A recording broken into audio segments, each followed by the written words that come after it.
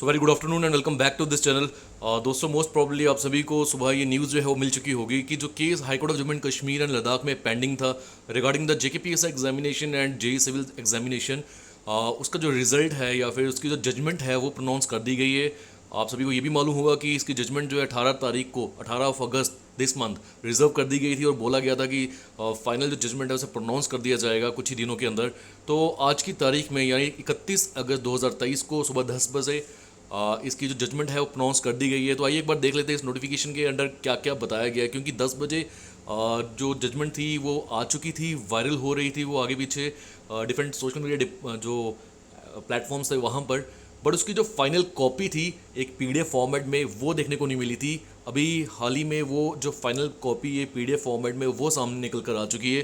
तो आइए एक बार रीड करते हैं, देखते हैं कि JKSSB जो कि ऑलमोस्ट ये केस जो जीत चुका है against Aptech and Vinkal Sharma and other aspirants, तो उनके रिगार्डिंग क्या क्या बताया है यहाँ पर high court Jammu and Kashmir Ladakh ने।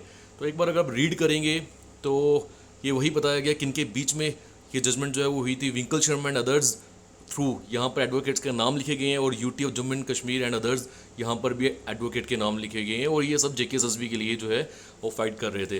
तो नीचे अगर आप देखेंगे बहुत सारे पॉइंट जो है वो दिए गए हैं। पहला पॉइंट तो यही है, there can be no better prologue to this judgement than words of George. ये बेसिकली क्या है कि बहुत सारे जो फिलोसफर्स होते हैं उनके जो भी कोट्स होते हैं वो कोट करे गए हैं यहाँ पर।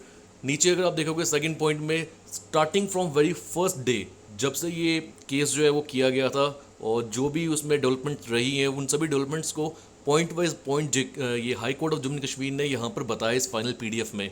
तो दूसरे पॉइंट में ऑलमोस्ट यही बताया है कि स्टूडेंट्स जो है वो डिमांड करते हैं फेयर प्रोसेस और रिक्रूटमेंट की।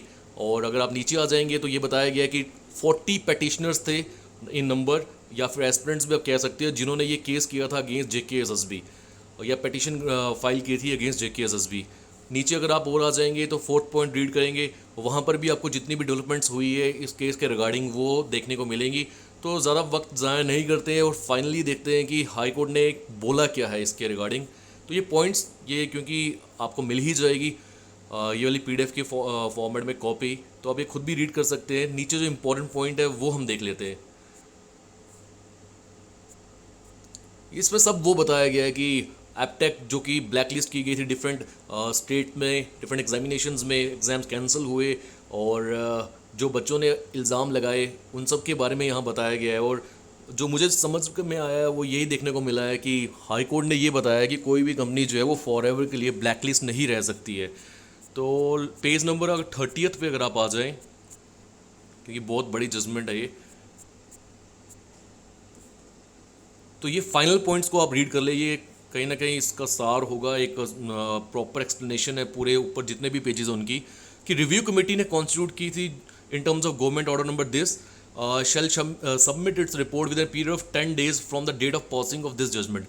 यानी कि साल 2023 में 22 तारीख को अप्रैल के महीने में जो एक रिव्यू कमेटी बनाई गई थी गवर्नमेंट के द्वारा, अब उसको सबमिट करना है 10 दिनों के अंदर।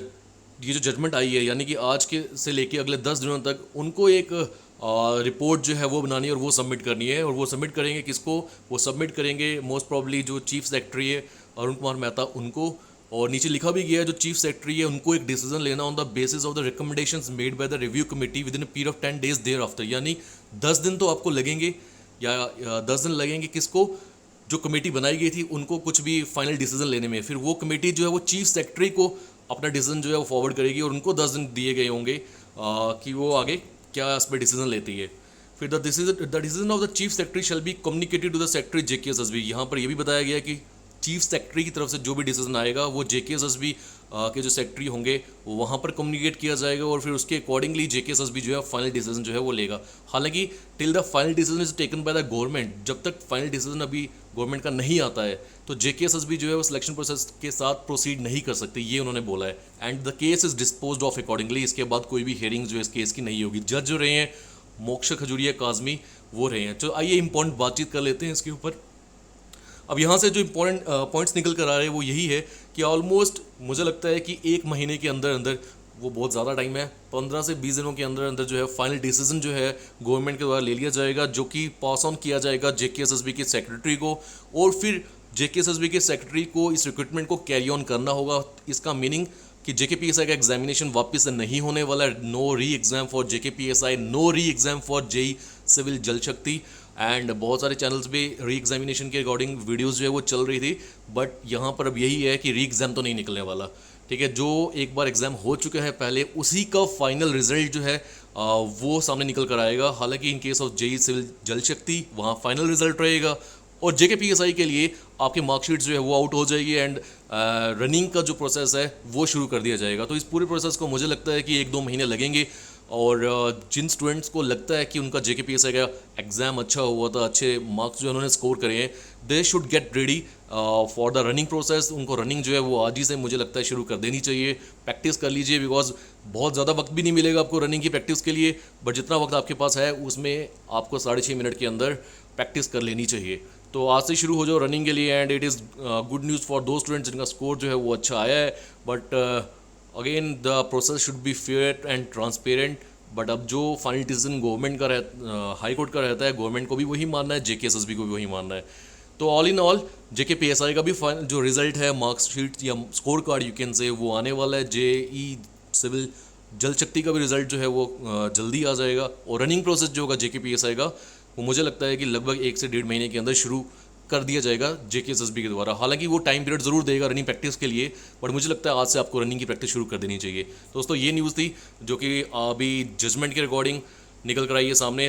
उम्मीद करता हूँ आपको इस वीडियो के दौरान कुछ ना कुछ समझ में ज़रूर आया होगा। और अगर आपको कोई भी सुझाव होगा नीचे कमेंट सेक्शन में आप हमें दे सकते हैं। मिलते हैं अगली वीडियो में। Till then take care, goodbye, Jai Hind.